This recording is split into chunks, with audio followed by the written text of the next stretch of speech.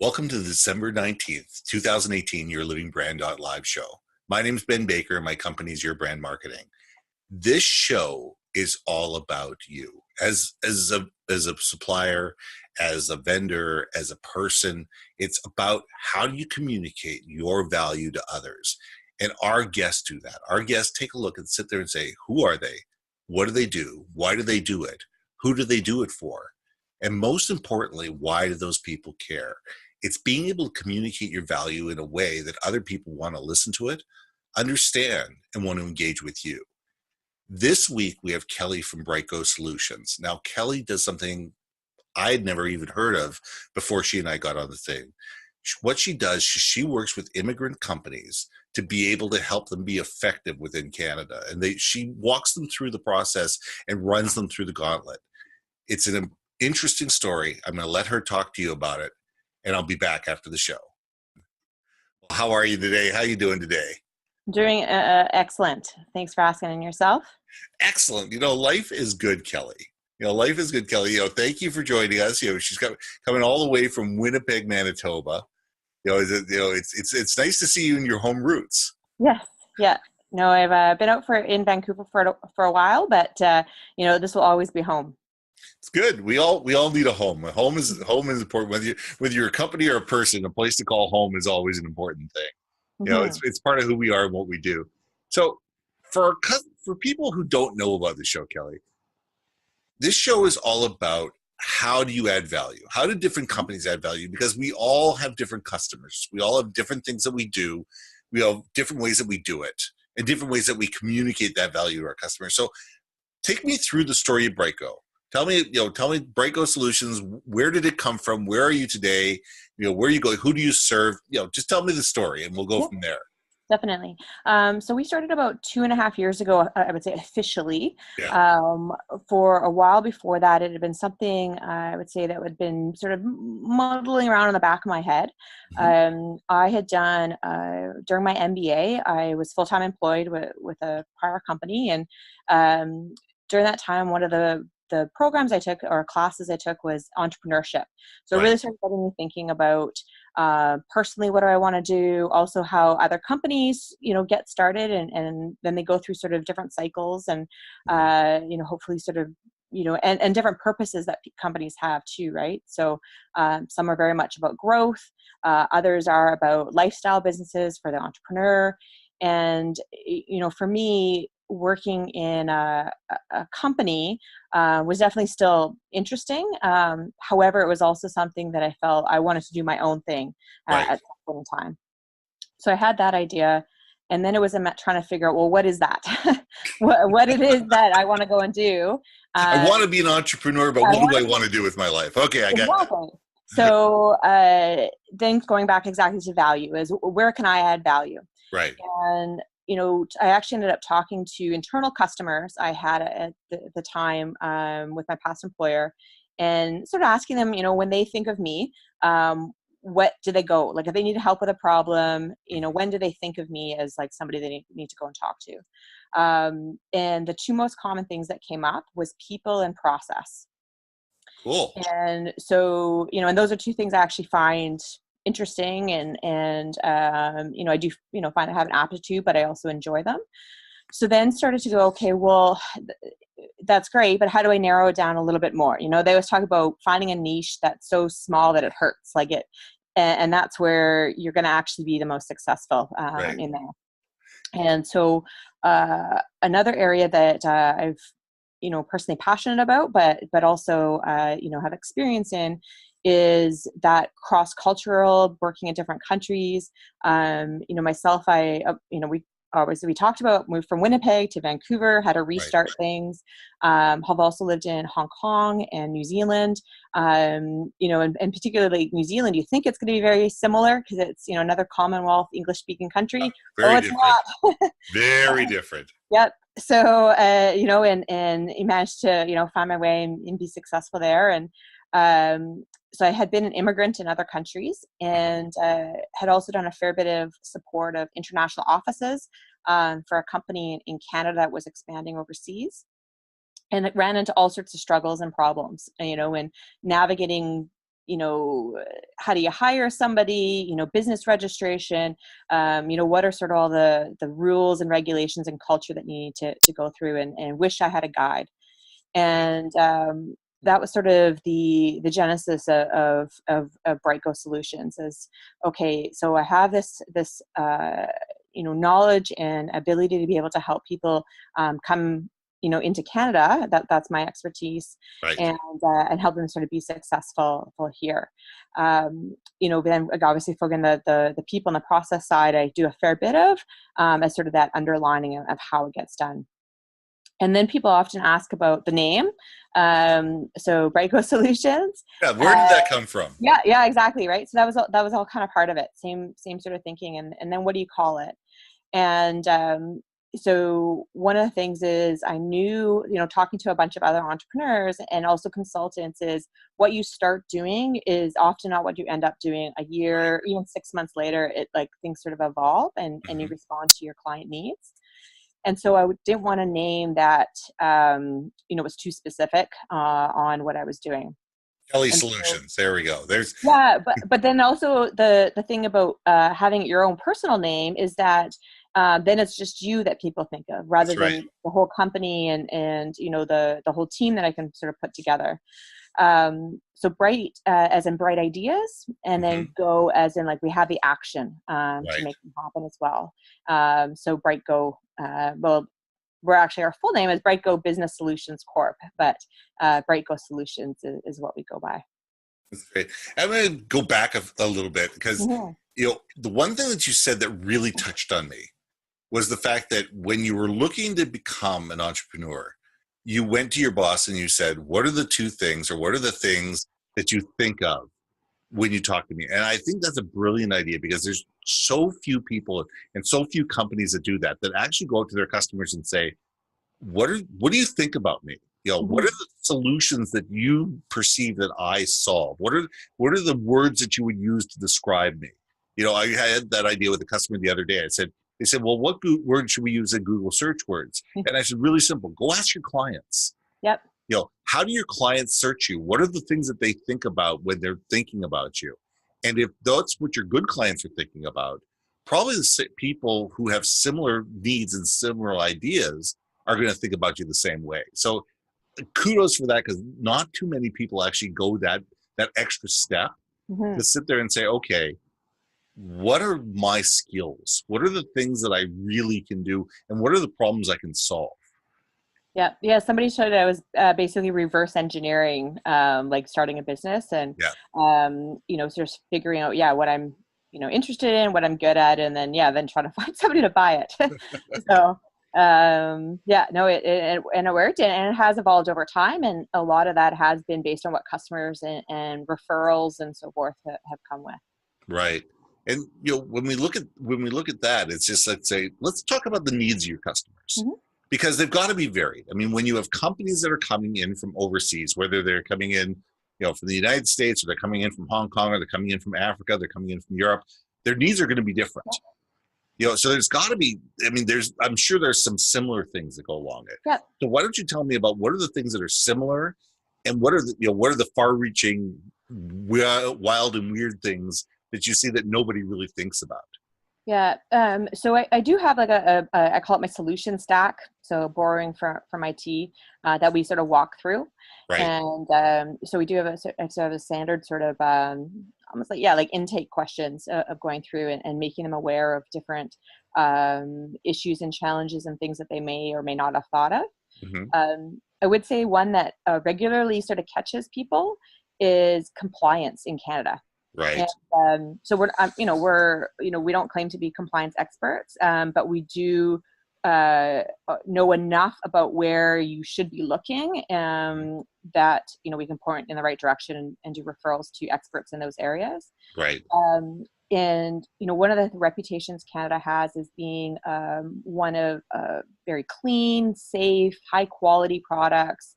The Made in Canada or Product of Canada label is worth a lot. Absolutely.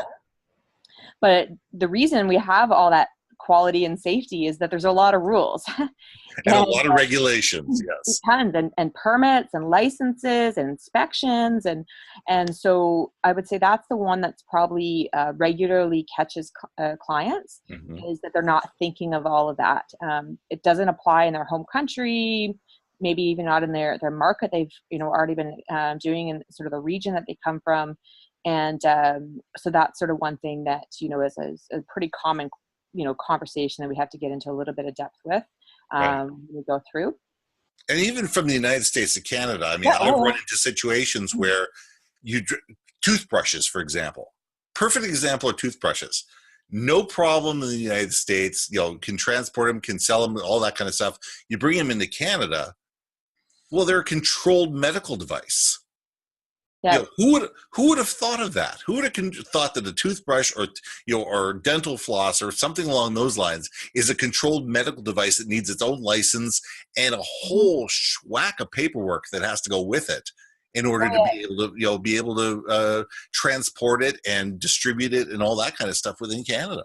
So even actually within different provinces, there can be differences, and also interprovincial shipping. Like if you have a food product made in British Columbia and you want to ship it to Manitoba, well, you may need a permit to do that, even though it's the same country. Yeah. So yes, there's a lot that you need to be looking into and considering with it. I say with that, and then for a lot of it is also on the HR side, on human resources, I would say is another area where there's a fair bit of, variety or localization that happens in Canada. And sometimes quite different management styles would be one that there's, more individual coaching we might discuss with our clients on, where I would say Canada definitely has a reputation of being polite and helpful. But we also have employees that are expecting to be able to provide input. And sometimes that catches people off guard. But we also do dance around the subject sometimes if it's maybe because we don't want to be rude. Is that we'll speak up, but we'll say it in a little bit of a roundabout way. And so it's different cultures. It's it's different cultures. Different ways of interpreting the same situation. Yep. And it's one where we kind of are kind of in the middle on that, where, there's a lot of cultures that don't provide any input and aren't really expecting it. And then there's a lot of cultures that are very direct, and, we're kind of indirect, but also expect to provide input. So on both sides, we kind of, don't always match what the manager's expectations are. So I would say those are a couple of them. So walk me through how much in advance before a company decides I'm coming to Canada, how long before would you start working with them? And what does the process look like? What does the process look like? Because, as you said, there's paperwork, there's regulations, there's visas, there's, there's a million things that even I can't think of when you're starting a new company, and I've done it 3 times. How do you help these people, and how do you get them started, 6 months, a year, whatever, before they even show up? Yeah, so I'd say that it was probably 3 different routes of people that end up coming to us. So some of them they're already in Canada, and they're here, and they've started their businesses, or they've acquired a company here or something, and they run into problems. So either they're having, they went to go to get a financing loan from the bank and got denied.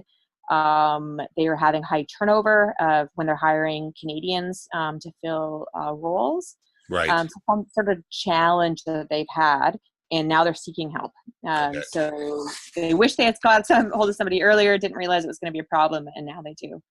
We're in this mess. Help. Yeah, exactly. Gotcha. Right. So that the other group will be coming in because they're immigrating to Canada, and they as an individual, and they're going to be either restarting their business in Canada, sometimes the same business, and they're just basically kind of translating it into Canada. or they're starting something brand new and they're taking this opportunity to sort of find what would be a good opportunity in Canada. They have some skills, they have some, they have the personal, net worth to be able to doing that. And so they're looking at different opportunities, and that's where we're kind of fairly early on helping them, because not only maybe what type of business, but sometimes even what location in Canada. So sometimes there's a little bit more research and due diligence that we're involved in that time. Sort of figuring out what that business would be, where it's located, and sort of supporting them in that. Gotcha. And then the other one I would say is people that are coming here, they're already sort of underway. Maybe they've acquired a company, they're just sort of getting started, and then they get some sort of referral. So, they're dealing with an accountant or a lawyer, and, they say, there's some other stuff that you need to be dealing with. And we get sort of connected with them there. Right. Or same kind of thing, like if they're working with a bank and we're, So they're not in trouble yet, but they're in trouble. No, but they've come across a lawyer, or a lawyer, or an accountant, or something like that says, you know what, you really should be talking to Kelly. Yep, exactly. Yeah. So it is really being proactive, and they're just looking to make sure that they're covering all their bases. And there's savvy business people that have run businesses before, and so they know that this is kind of the stuff that they need to get underway to make sure that they're successful and going forward. All right. So the people that you're dealing with, there's already movement in one way, shape, or form. They're either, they know they're immigrating, they've already got their paperwork underway. While we're here, we're either going to buy a business or we're going to start a business. Great. Help Kelly. Or they've bought a business, they're working in the business and they've run into problems. Help Kelly. Or we're about to open up the business. The accountant or lawyer comes up and says, Kelly, can you help them? Yep. Yeah. Okay. Yeah. So exactly. Which makes a lot of sense, because you're dealing with people that are already in the process. You're not looking at people and trying to advertise to people that are, a year and a half out, who you have no idea if they're going to be coming to Canada, or they're going to be coming to Vancouver, where they're going to be coming to, and deciding, is Canada the right place to be? You're dealing with people that already have an issue, and you're the one who can solve that problem. Yeah. And that was something early on we sort of considered, is when we're like looking out there and sort of building that pipeline for us for business, is either we focus on a specific market that's going to be coming to Canada, like say India or, Belarus or wherever it's going to be, and really having to build that network in that country. So people, before they think of Canada, they're starting to, connect with us, and we're almost, very early stage. And that was something that we said, there's not any one particular country that I already have a strong connection or to, as well as, for me at that time, that takes a lot more resources to be there flying. There's basically a lot of flying, a lot of hotels, Exactly.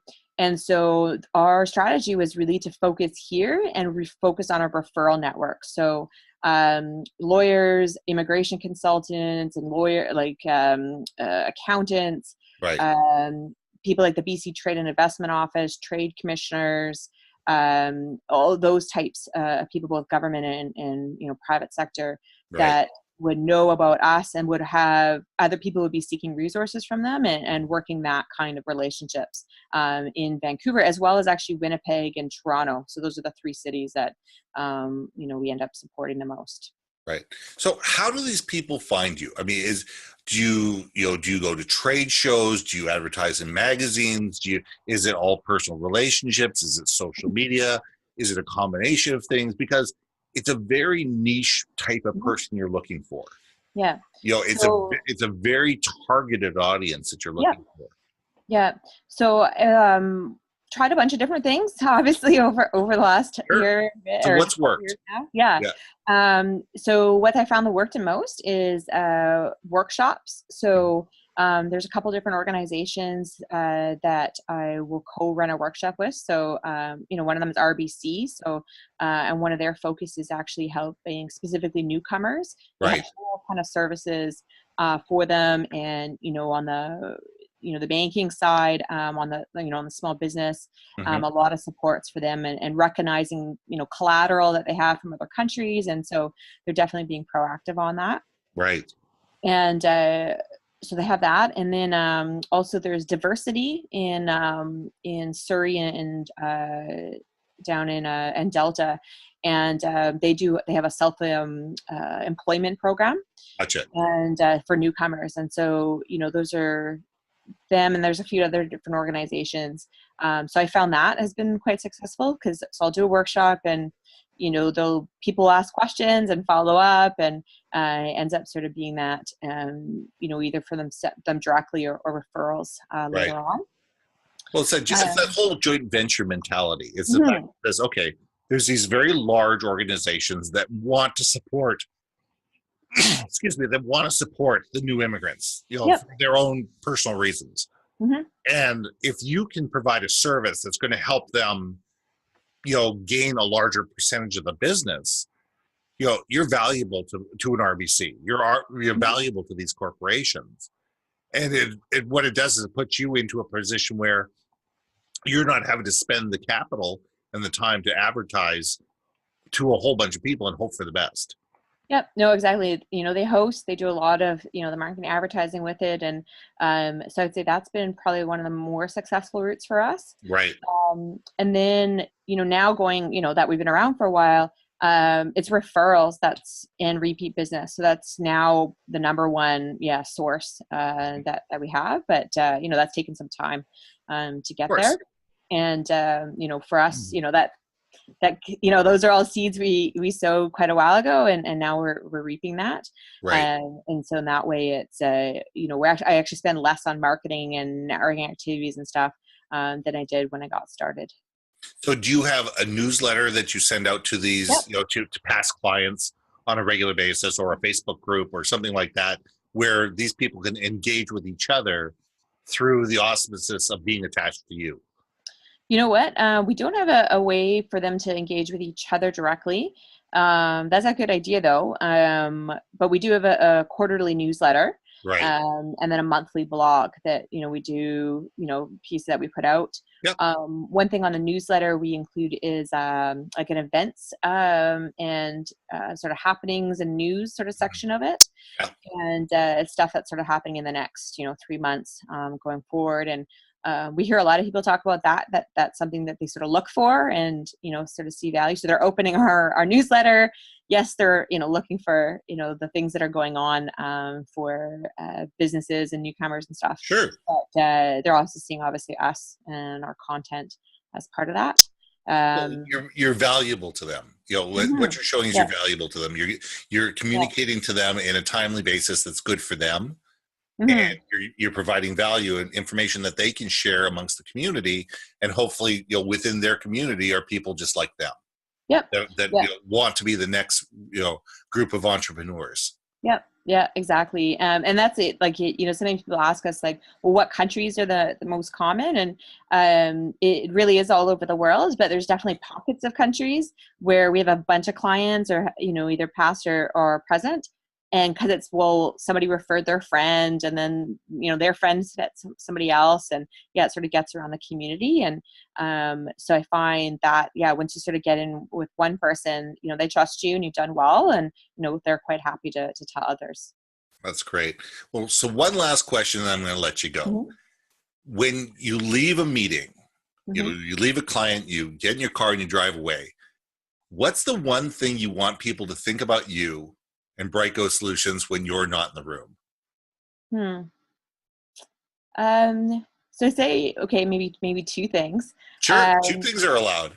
Yeah, I would say helpful and knowledgeable would be the two. So, helpful, we try to provide, resources and referrals, and really make sure that, we're sort of, if it's not something that we can help with directly, is that we're helping them connect to who they need to be successful.